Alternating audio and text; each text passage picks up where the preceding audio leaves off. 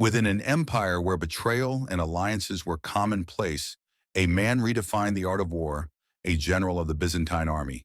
Flavius Belisarius swept away, almost all barbarian enemies regaining lost territory and quickly restoring prestige to a dwindling empire.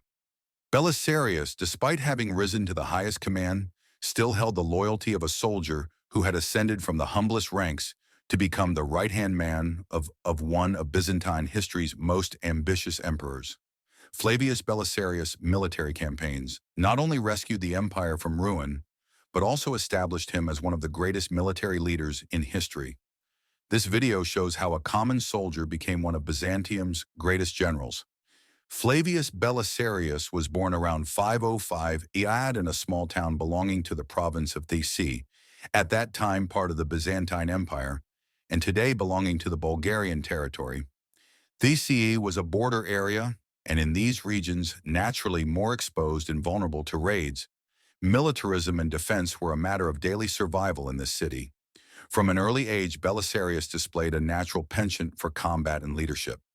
He was already well known for his bravery and intelligence qualities that would help him quickly rise through the Byzantine army ranks.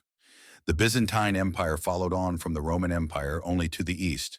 The latter was split into the Western Roman Empire, whose capital was Rome, and the Eastern Roman Empire, the capital of which was Constantinople, which lasted even after the fall of the Western Roman Empire.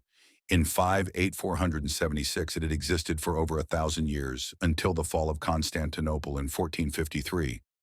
And Belisarius started his military career as a guard for Emperor Justin I, the uncle of Justinian. This rank, although humble in the Byzantine army, made him closely aware of the power dynamics and defense needs of the empire. When Justinian ascended the throne in 527 AD, he remembered his uncle's watchman and immediately spotted Belisarius his potential, appointing him commander of an elite unit of the imperial army. But Flavius Belisarius had yet to undergo a major test to show how he would behave in command of a royal troop. The first major trial came in 530, when Justinian sent him to fight the Persians on the empire's eastern frontier under the leadership of King Kavad. The Persians wanted to expand their territory, and to do so they encountered the Byzantine Empire at a strategic fortress in Mesopotamia. Now part of Turkey, Belisarius faced a numerically superior Persian army that was extremely fierce on the battlefronts.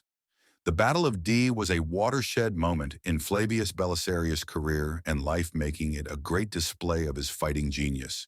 Employing innovative tactics and a profound understanding of the terrain, he organized his troops into a defensive formation that widened their advantages. He built defensive trenches that funneled the Persian army into narrow corridors, where they were more vulnerable to Byzantine assaults. Despite being outnumbered, the Byzantines under Belisarius achieved a decisive victory.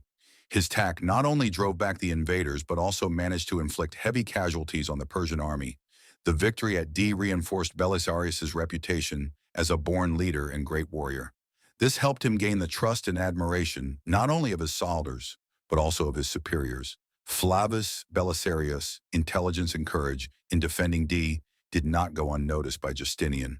Either aware of the need for skilled leaders behind his ambitious expansion campaigns, the Roman emperor assigned Belisarius an even more challenging mission to relinquish command of a fraction and serve as commander of the entire Byzantine army.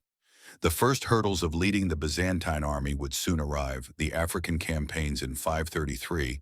As commander of the army, Emperor Justinian sent Belisarius to North Africa with an ambitious and dangerous mission to retake the Vandal kingdom, which had been a thorn in Byzantium side for decades. When Belisarius took command, the army was already in decline and was not as strong as it had been in the past.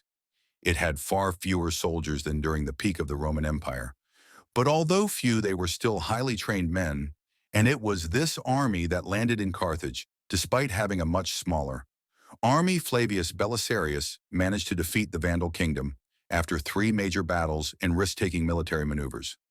This triumph in Belisarius' command was so striking that the Vandal king, after being captured, satirically addressed Belisarius: "Before you celebrate your victory, let me have first a glass of water, because you were too fast in your campaign and you have tired me." Let me also have something to eat as you have taken all my labor, and let me have a lyre so that I can sing a song about my defeat. Never to be forgotten, a few months later, the Vandal kingdom was fully annexed to the Byzantine Empire. This was followed by the Gothic Wars and glory in Italy. Belisarius' story remains one of the most remarkable in Byzantine history, a tale of loyalty, military genius, and eventual betrayal. After dedicating his life to preserving and expanding the empire, his final years were spent in obscurity, a shadow of his former glory. Though Justinian doubted him, history would remember Belisarius as a symbol of strength and resilience. His strategic innovations became legendary, and his campaigns against overwhelming odds set new standards in warfare. Belisarius' legacy would inspire future generals and solidify his place as one of the greatest commanders, proving that true loyalty endures beyond personal trials and political betrayals.